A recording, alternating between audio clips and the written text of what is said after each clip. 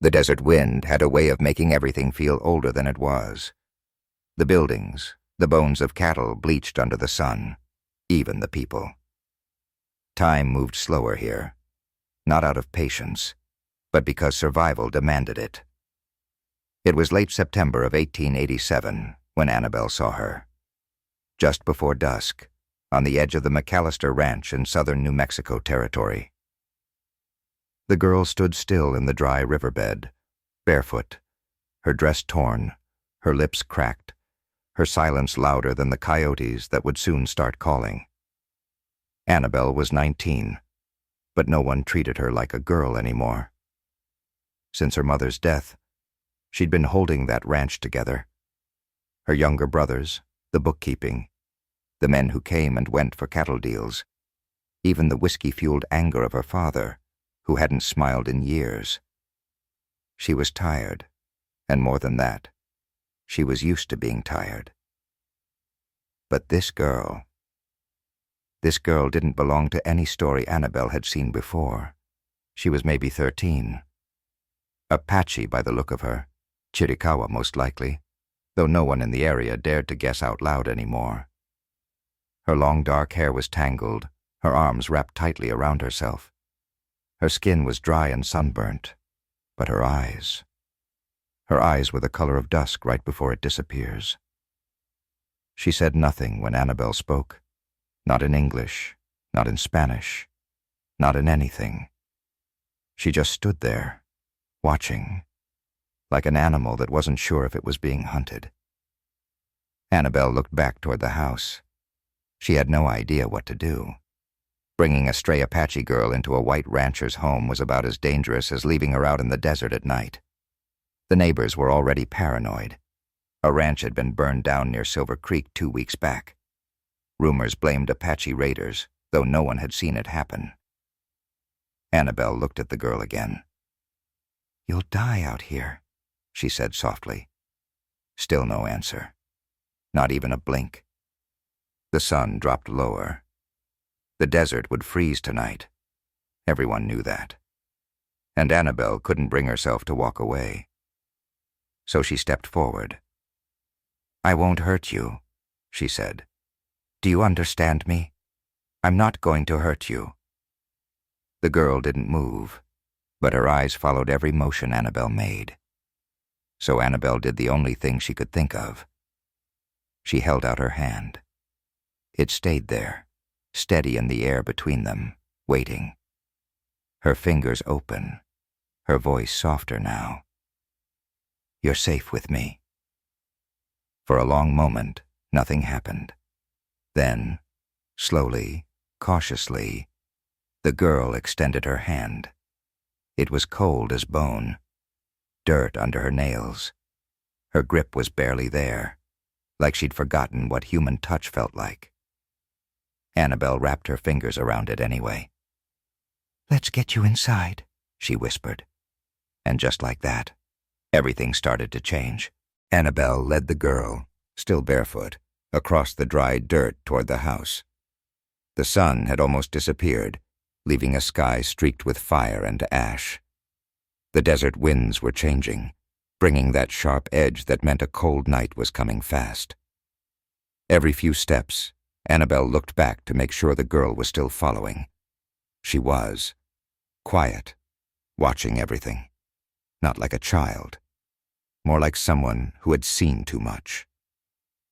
Inside the house, the fire in the hearth was low. Her brothers, Elijah and Thomas, were asleep in the loft. Their father, Cole McAllister, hadn't returned from town yet, which was good. Annabelle wasn't ready for that conversation. She led the girl to the kitchen and gestured toward the table. The girl didn't sit. She stood near the doorway, eyes scanning the room. Walls, shelves, exits, like she didn't believe this was real. Like kindness might be a trap. Annabelle poured a tin cup of water and held it out. The girl took it with both hands, but didn't drink. She stared at the surface like it might turn into something else. Then slowly, carefully, she sipped.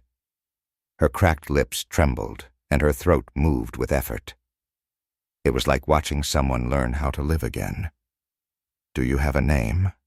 Annabelle asked gently. No answer. "I'm Annabelle." Still nothing. "Can I call you something? Until you're ready to tell me?" The girl didn't respond, but she didn't look away either. Annabelle took that as permission. "I'll call you Tala," she said. "It means wolf in Choctaw. I don't know if that's your tribe, but you remind me of a wolf. Quiet, strong, lost." Tala blinked slowly. Not a smile, but not rejection either. Annabelle found an old blanket in the trunk by the fireplace. She offered it to Tala, who took it without a word and wrapped herself tightly. Then, instead of sitting, she curled up near the hearth, just outside the circle of firelight, half in shadow, half somewhere else entirely. Annabelle sat nearby. She didn't push. She didn't ask more questions. They sat in silence for nearly an hour, the fire crackling between them like a fragile bridge. Then the front door slammed. Cole McAllister stumbled in, the stink of whiskey and dust following him like old dogs. Annabelle stood quickly, blocking his line of sight. "Pa! What the hell's this?" he barked. His eyes, bloodshot and mean, locked onto the shape by the fire. Tala didn't move. Annabelle stepped forward.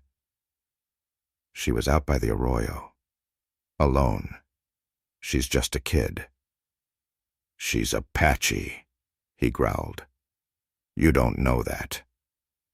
"I don't need to know. You want to bring that into our home?" He gestured violently. "After what they did to the Jacobs herd, you want to risk our lives for a goddamn stray?" "She's freezing, Pa. She hasn't said a word. I don't even think she's eaten." Cole stepped closer, his boots thudding on the wood floor like threats. Tala still didn't move. Then Cole lowered his voice, sharp and dangerous. "You think this is mercy, girl? This is how it starts. They send a child. Then the men come next. You just opened the door to a massacre." "I think," Annabelle said firmly, "she came here because she had nowhere else to go. And if she wanted us dead, we'd already be." For a moment, the room was still. The only sound was the fire popping, the wind rattling against the window. Cole looked at Tala again, then at his daughter. Finally, with a bitter snort, he waved a hand. "She stays one night. Tomorrow you take her back to the reservation, or wherever the hell she belongs." And with that, he disappeared into the back room, slamming the door behind him. Annabelle sat down hard, heart pounding. Tala didn't look up. She just stared at the fire, silent, still. But Annabelle noticed something new now. Beneath the dirt, the cold, the stillness. There were bruises.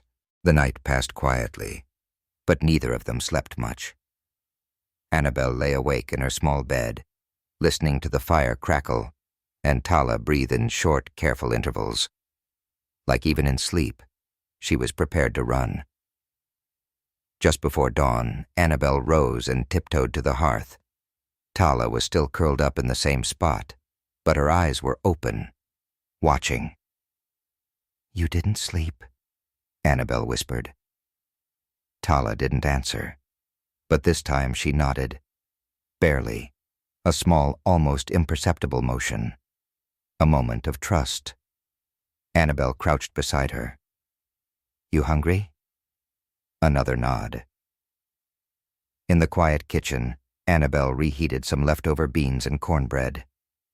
Tala ate slowly, as if every bite might vanish if she moved too fast. She didn't use her hands like a child. She ate like someone who'd been forced to learn restraint, someone who had seen food disappear before. When the first rays of sunlight broke across the desert floor, the silence between them started to shift. Annabelle didn't speak, but she began showing Tala the house. The well behind the barn. the horses, who snorted softly as she passed. Elijah and Thomas eventually woke and stared at the strange girl with the wide eyes and quiet mouth, but they were too young to understand fear the way their father did. Then, at mid-morning, the dogs barked. Someone was coming. Annabel stepped onto the porch just as a dust cloud appeared down the long road leading from the south. A lone rider, tall in the saddle, wearing a worn brown coat and a wide-brimmed hat. Her stomach tightened.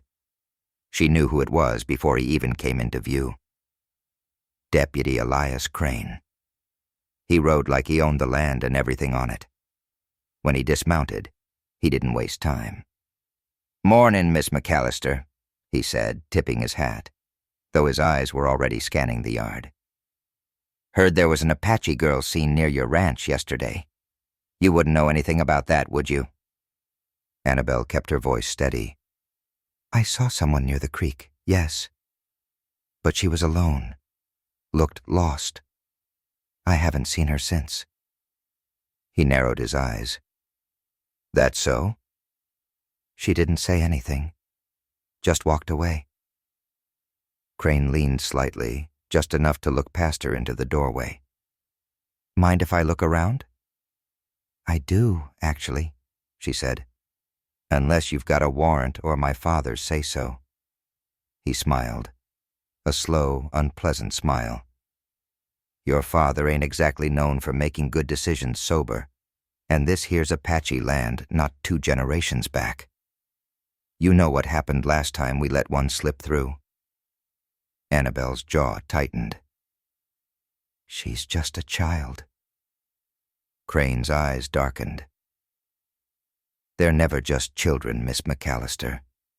That's what folks like you never understand until it's too late." He turned without waiting for a response, mounted up again. "You see her again, you best report it. We're riding out with a few men tomorrow. I'd hate for anyone to get caught in the crossfire." He gave her one last look. Then he rode off. Annabel stood there long after he disappeared. When she turned back, Tala was watching from the shadows of the hallway. She had heard everything. That night, the desert wind changed again. It blew colder, sharper, carrying with it the scent of smoke from far-off mesquite fires. And something else. A feeling Annabel couldn't name, like something was moving closer. She stayed up late watching Tala sleep, or at least lie still. The girl rarely closed her eyes, but when she did, her face changed. Not soft, but haunted. Annabel had seen that look before. Once, in a mirror. After the night her mother died in childbirth, and her father stopped speaking except to bark orders or curse the sky. In the silence between them, Annabel began to speak, not for answers, but to be heard. She told Tala about her mother's quilts, about the wild horses that used to run across the valley, and how her brothers thought ghosts lived in the well house. And slowly, something shifted. Tala didn't speak. But one morning, while Annabel chopped wood, she came over and took the axe from her hands. She swung once, clean and sure. Annabel stared, breath caught. "You've done this before," she said. Tala only gave a single nod. That afternoon, Annabel found her in the barn, gently brushing the old mule no one else dared to touch. The animal stood still, tail flicking, ears soft. Tala hummed something low and strange under her breath, melodic, almost like prayer. And Annabel realized this girl didn't need saving. She needed space to breathe. But space was running out. It was Elijah who saw them first. Riders, 3 of them, moving fast from the east, kicking up dust like thunderclouds. By the time they reached the front gate, Cole had stumbled out from the house, rifle slung over his shoulder, boots barely laced. Deputy Crane didn't bother dismounting. "We're tracking signs," he said. "Hoof prints near a dry creek bed, Smoke out by the old Silver Cliffs. You know who uses that land? Apaches. Annabelle stepped in before her father could speak. We haven't seen anything. Crane looked past her again. I don't like being lied to, Miss McAllister. I'm not lying, he smirked. No? Then what's this? He reached into his saddlebag and pulled out a small strip of fabric, torn, faded red, stained with something dark. Found this on the ridge near your north line. Look familiar? It was a piece of Tala's dress. Annabelle's heart stopped, but she didn't flinch. Could belong to anyone. But it doesn't. You know it, and I know it. Crane leaned forward in his saddle, voice low and tight. You think you're being kind, girl, but all you're doing is giving them time. Time to regroup, time to bring more. You're risking your family. Annabelle stood tall. Tala's not a threat. He froze. So she has a name now. Damn it. Before she could backpedal, Crane dismounted. I want to see her. No. You don't get to say no. Cole grunted, stepping forward. Let the man see. Annabelle turned on him. She's not yours to give. Crane was already moving toward the house, but when he reached the door, Tala wasn't there. She was gone. Tala had vanished. No sound, no trace. Just gone, like the wind had carried her off in the night. Annabelle searched the house first, then the barn, then the arroyo behind the pasture. The old mesquite trees, the wash where the cattle sometimes wandered. Nothing. Deputy Crane searched too, but differently. His boots crushed everything in their path. His eyes weren't looking for a girl. They were hunting a threat. She ran, he said, because she knew we were coming. She ran because she was afraid of you, Annabelle snapped. Crane grinned. Same thing. Annabelle waited until he was gone. Then she saddled her mare and rode. The desert had a rhythm you had to feel more than see. A person who'd grown up here could follow that rhythm, hear when it changed, sense where something didn't belong.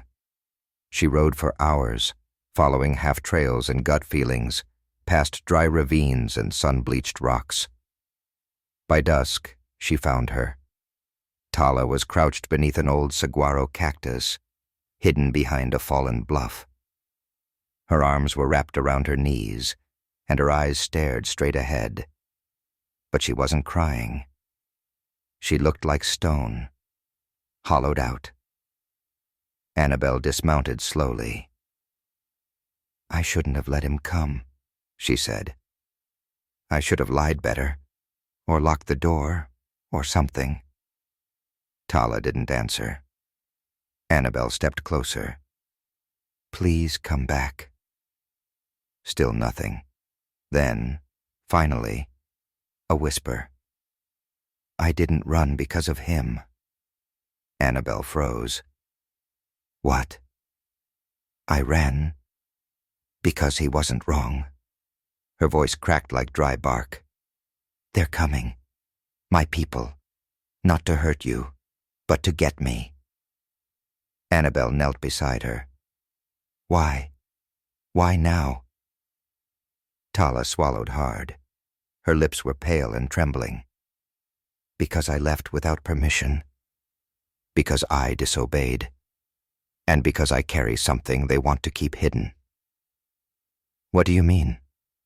Tala hesitated. Then she reached into the folds of her dress and pulled out a small leather pouch. Worn, sacred-looking, decorated with beads and soot. Inside was a tightly folded piece of cloth, and beneath it, a necklace of bone and turquoise, carved with the symbol of the Mescalero medicine line. Annabelle stared. You're From a healer's family? Tala nodded. My grandmother was the last medicine woman of our band. She died last moon. They wanted to pass her spirit to the next chosen, but I said no. I didn't want it. I didn't feel ready. She looked down at the necklace in her palm. So I took this and left.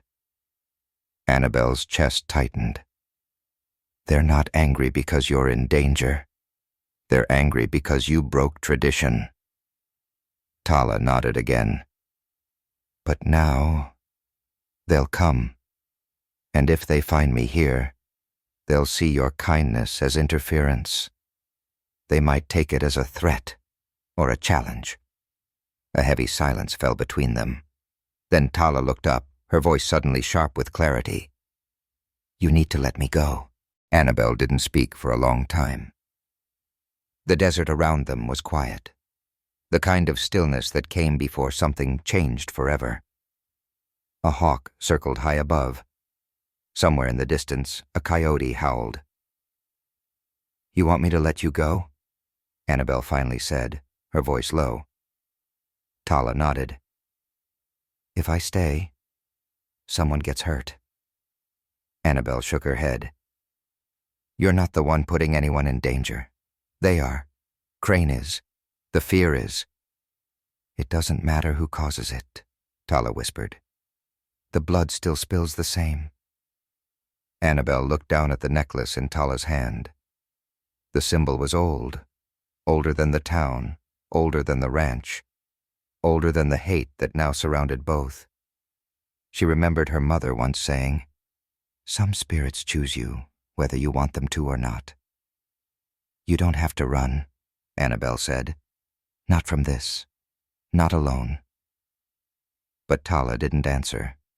She just stood and began walking toward the ridge, the necklace clenched tight in her fist, her figure small against the wide red horizon. Annabelle watched her go. Then, without fully understanding why, she got back on her horse and followed. They camped that night in a dry canyon near the old mining trail, sheltered from the wind. Annabelle made a fire. Tala sat across from it, silent as ever. But she didn't tell Annabelle to leave. That was something. They sat like that for hours, saying little. The silence between them no longer heavy, but familiar. Then, just past midnight, a sound broke the stillness, the sharp crack of a twig. Annabelle stood instantly, reaching for the rifle strapped to her saddle. Out of the shadows came 3 figures, not soldiers, not ranchers. Apache, 2 men, 1 elder woman.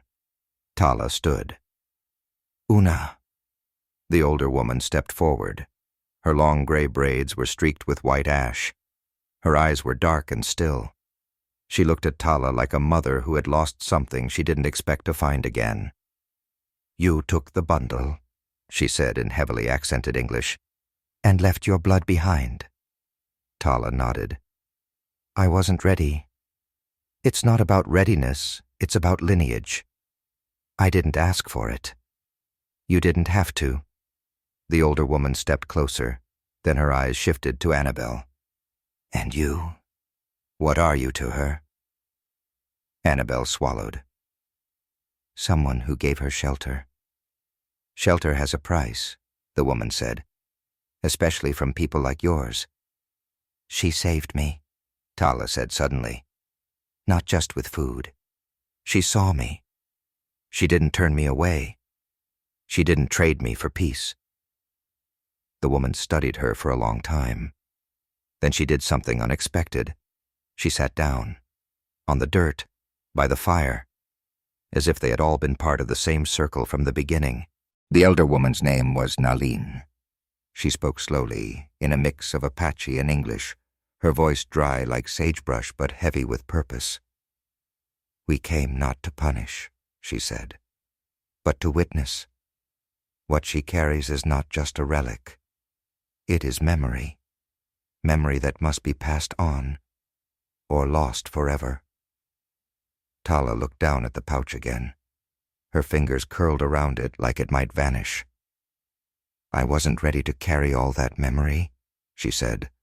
I thought maybe I could just be a girl. Naleen's face softened.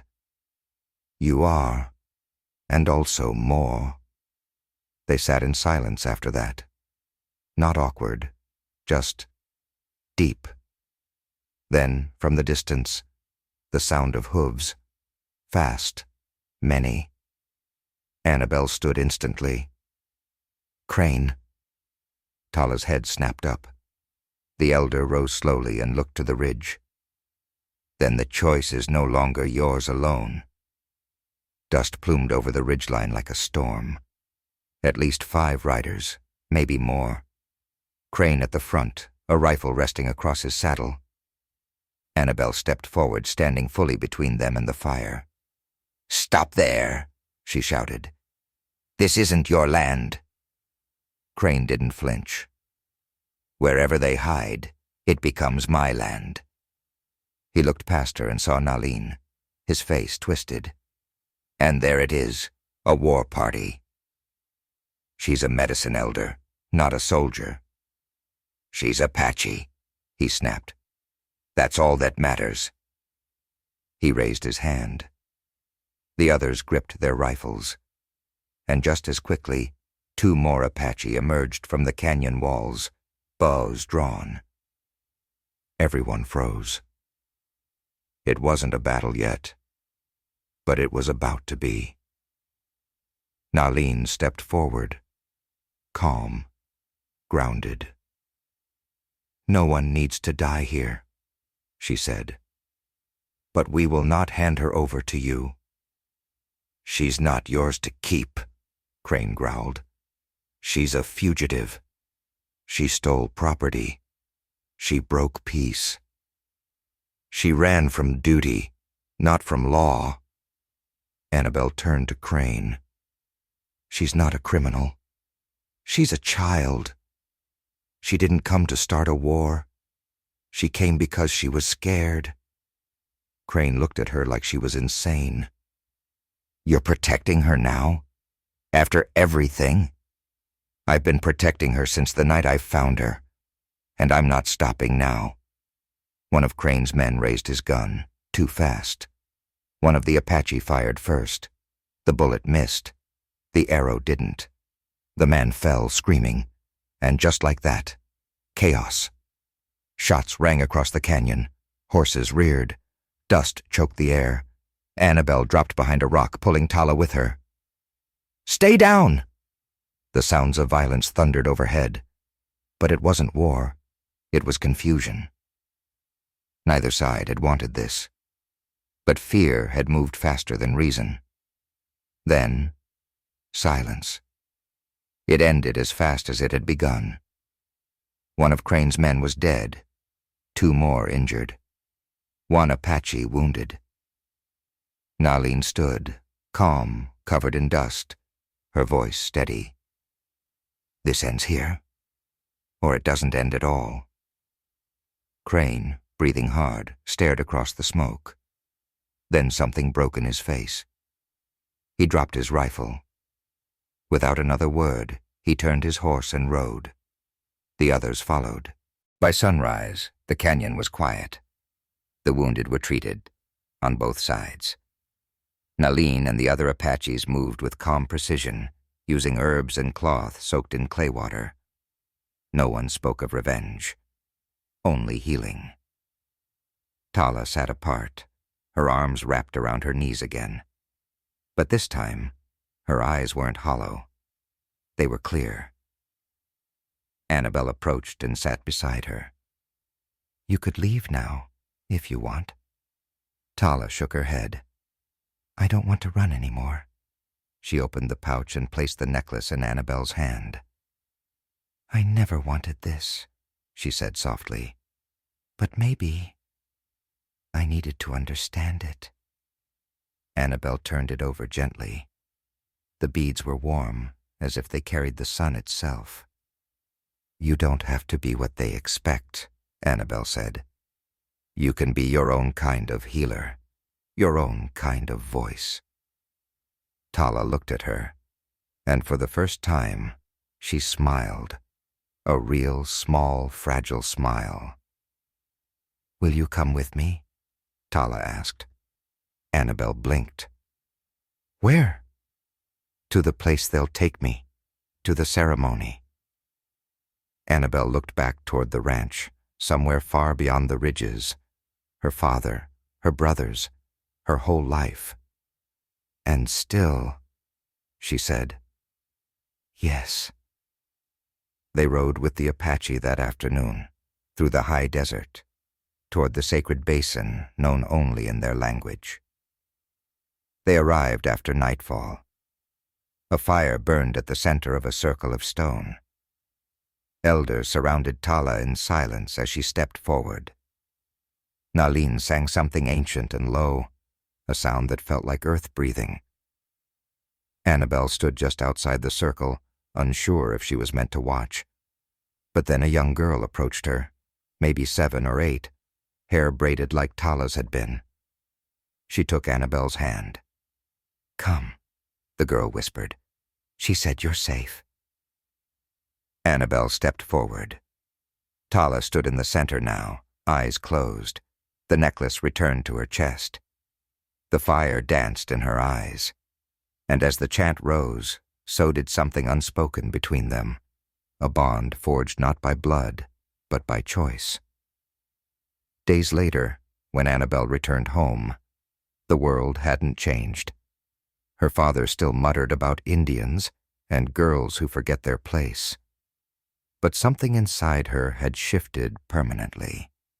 She no longer walked small. She no longer looked away. And every now and then, when the wind came from the east and carried the scent of sage through the window, she smiled. Because somewhere beyond the ridges, a girl named Tala was no longer silent. And neither was she.